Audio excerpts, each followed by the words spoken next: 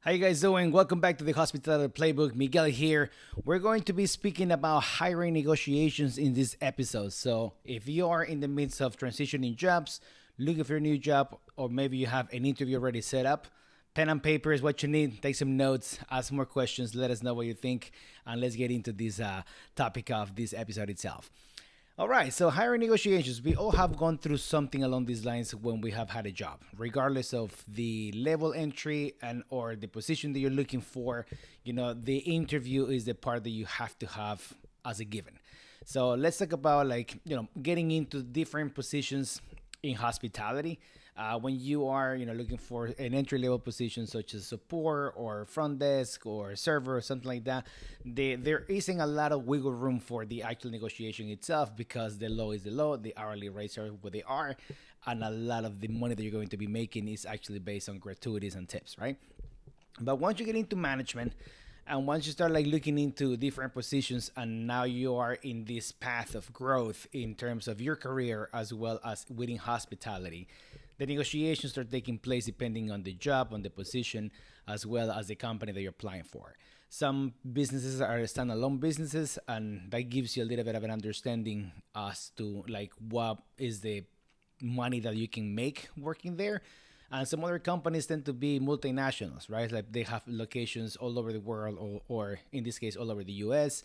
And that way, you know that the financial muscle behind it is actually stronger. So that way, you can kind of understand whether you can ask for more money as well as what's going to be expected of you, because the bigger the money you're asking, the bigger the responsibility you're going to embark on. So I have a few things, a few questions that were asked. So the salary discussion, you have to know your base. You have to know you cannot go into a negotiation without not knowing what is your base number. You say, okay, I will not take this job for less than, and that number is something that usually is a number where you're making currently, right? Like you don't want to make a side move, you want to make a move forward, and that's something that you should also communicate when you're negotiating and when you're speaking about what is it that you're expecting from this new position. So knowing your base is number one, and then before you go into the interview itself, look for other venues, restaurants, hotels, whichever the place that you're applying for. Think of their competition and look if anyone is hiring for any of these positions, right? A lot of the times you can go into culinary agents, you can go into Indeed, you can go into many other platforms and places to look for jobs, and then you can see if someone is offering X amount of dollars for that position or a similar position that you're applying. If you're applying for an AGM position, right? So you go okay, I know what these guys are offering here, but how much is the competition offering? Now you don't want to, utilize this. You don't want to weaponize this in the conversation, in the negotiation itself, but that gives you a clear sense of direction as to is your number too low, or perhaps you might be shooting for the stars, and then that also puts a bad taste on the potential employers, mouth, because when someone says, tell me about yourself, what's your salary expectation, you have to be within range in order for the conversation to make sense. And that's also a way that they have to, see if you have common sense as well as to knowledge of what are you asking for, right? Just because a restaurant is successful and is making money, you can just show up to someone who's never met you before and say, I want, $500,000 for this position. It will not work like that. Then you have to go into explaining, that you don't want to make a side move, right? What's very important and attractive for a potential employer is to hear that you are committed, that you are looking for something with a high ceiling, something with mobility, and that you want to be there to add on to what they do, right? Do your homework, do a little research, understand what the company stands for. Every single company has a website. Go into their core values, go into, what's their mission, what's their vision, do they have any more locations? So that way, when they ask you, what do you know about this company, you can eloquently say something that is not only factual, but it shows your interest, and this will give you one step forward against other candidates, and it will make them remember you and think of you in a better light, right? And then obviously, the $1 million question is when you talk about salary itself. You see that the post has, again, utilizing the AGM position, let's say like that, that it's offering between, I don't know, 85 and $100,000. Obviously, you want 100 and then some, right?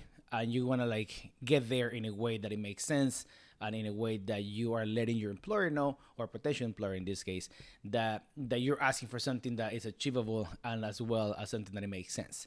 So you say like the post, I know that the post showed this range. Clearly I would like to be closer to the higher end. I understand that the job's responsibilities are A, B, and C, and I think that I will be a good candidate because I have proven my commitment in this place. I did this in the other place. But do not forget that you're also interviewing them as much as they're interviewing you.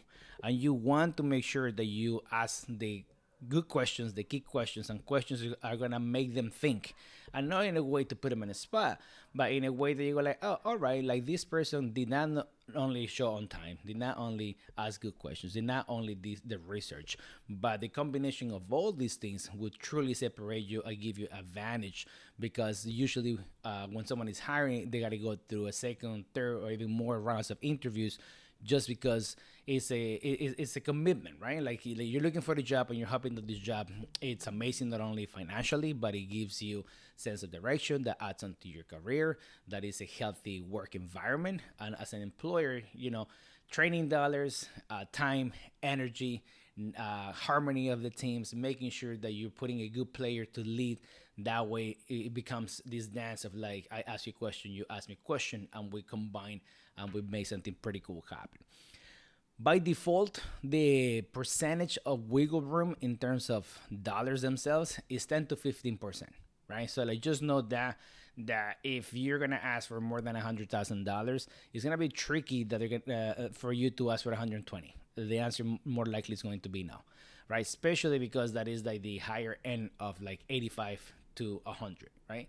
On one end. On the other end, you could perhaps say that you want a bonus, right? Ask them if there is a bonus structure. Ask them how does that work. On the questions that I usually ask when I'm being interviewed is I ask them about the core values of the company. Not so much because of what they're going to say, but how are they going to say it, right? If the person interviewing me is not eloquent and is not good and direct to like, we stand for this, this is how we do, this is what we do.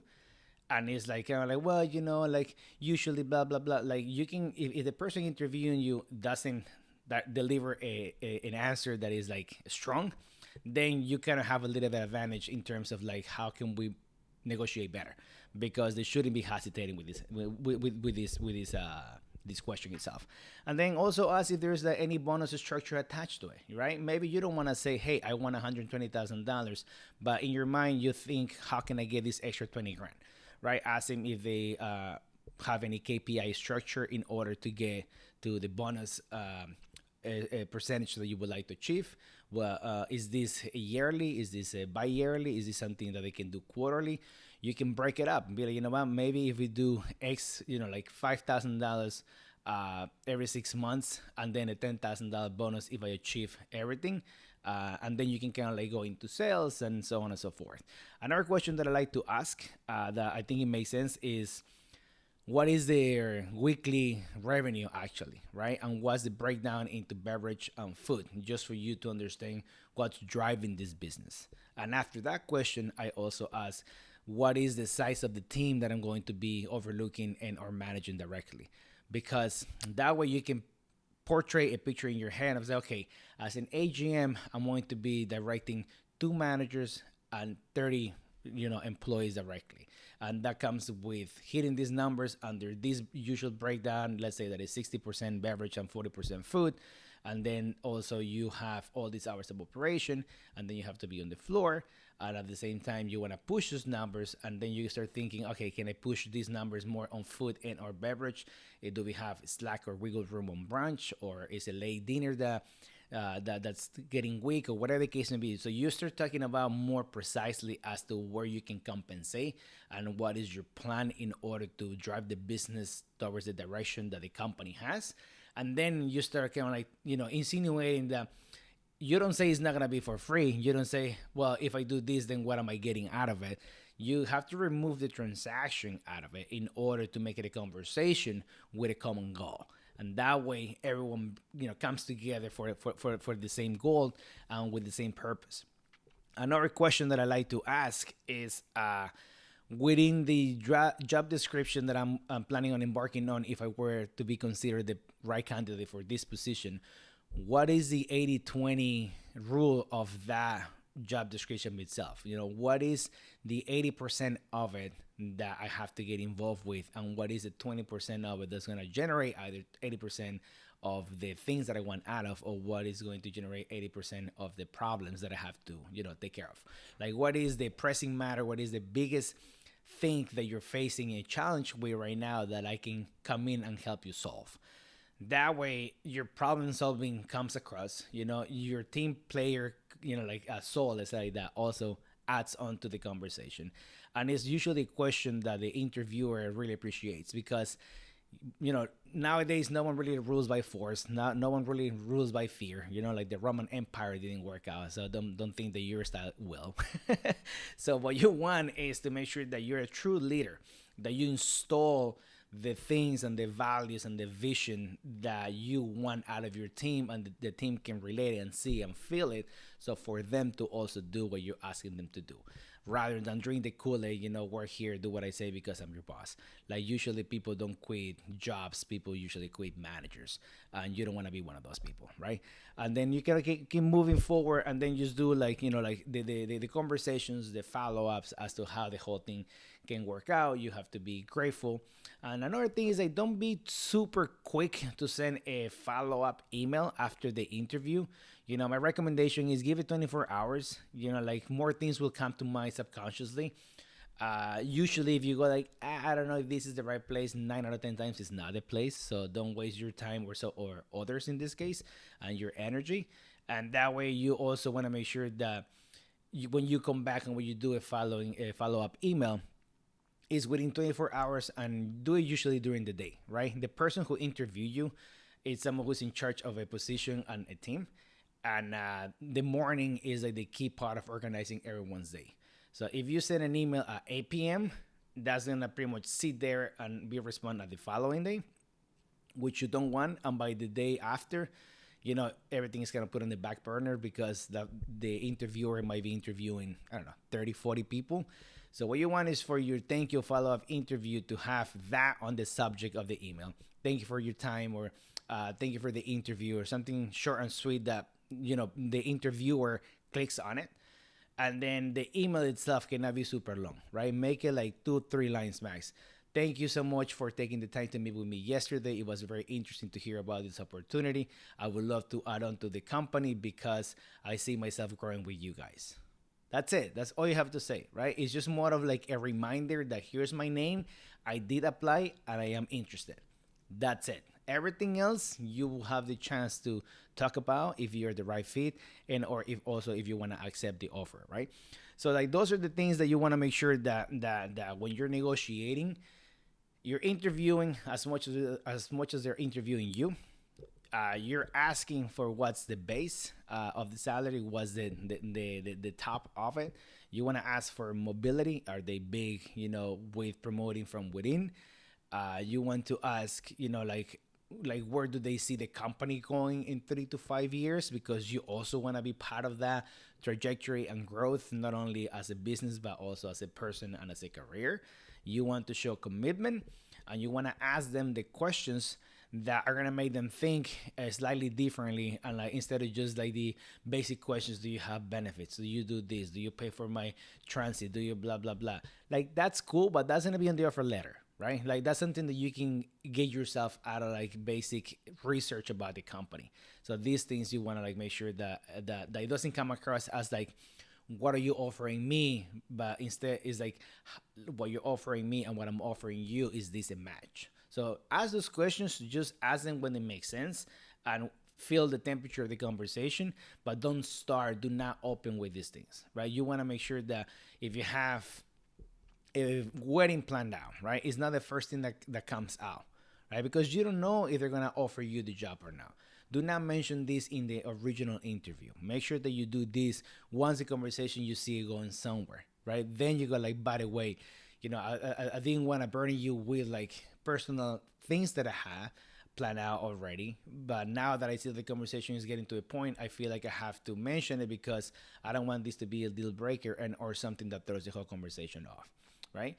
Something along the lines of like, like the money that you want, or like the size of the teams you're gonna be managing. Take them as like a fun, open arms challenge, rather than like, yeah, but like at my other job, like I was only managing 15 people for the same kind of money. Nobody wants to hear this, right? You are applying for the job. This is the opportunity. You want it or not. That's exactly how we're thinking when we're interviewing people.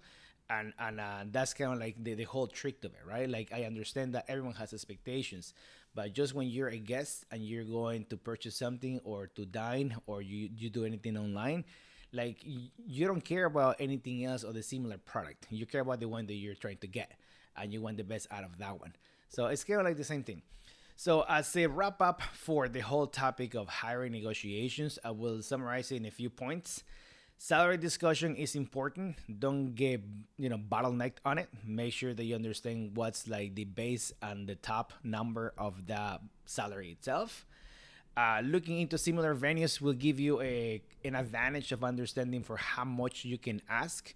Just that way, you're within the realm of regular numbers within those positions in actual time in that given industry as well. Maybe it's bars, maybe it's nightclubs, maybe it's restaurants and or hotels.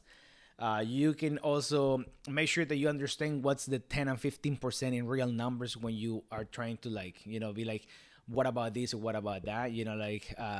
What are the chances that I can get to $110,000 instead of 100, right? Like if I'm here after the year, like do you see that I can grow with this or that, or like how do you see the business moving? Because if they don't know what's the percentage of growth that they want the business to go, you're not getting that raise. That's just as simple as that, right? Like, and that gives you also an opportunity to understand where do you stand and what kind of company you're about to get involved with. KPIs, key performance indicators, right? So KPIs are like, if I maintain X rating, throughout social media and or platforms like Yelp, Google, TripAdvisor, whatever the case may be, if I keep you a 4.6, like this is what I would like as a bonus. If I push it to 4.7, this is what I would like as a bonus, whether that's quarterly and or yearly, whatever the case may be. If I lower your turnover on training and or on the staff, like what's the number or the percentage that you want to get to, and I can shoot for that and then get a bonus attached to it.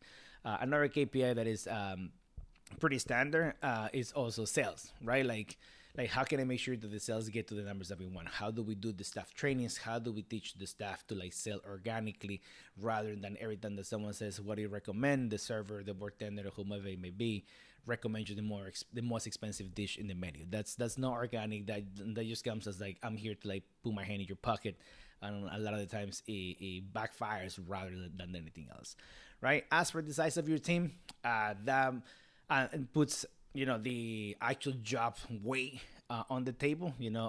I'm overlooking 80 people. Well, that's a big job, right? So like that makes the person interviewing you understand that you want to have your hands around it, and that you're really thinking ahead and you're proactive at it, right?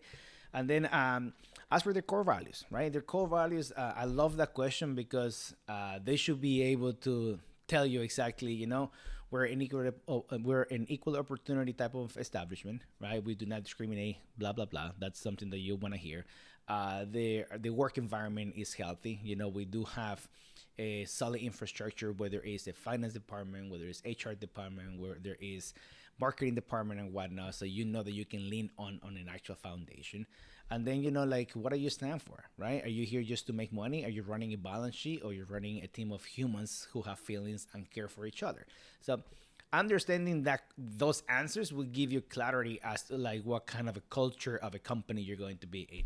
And then do the follow-up email. The follow-up email should be short and sweet, with a title saying thank you for your time, or thank you for the interview, or something along those lines. Do not imply looking to hear back or something like that, because that's also implied, right? If you have the right candidate, you will hear back. But then just kind of like drop a line and saying thank you for your time. I'm very interested about the opportunity.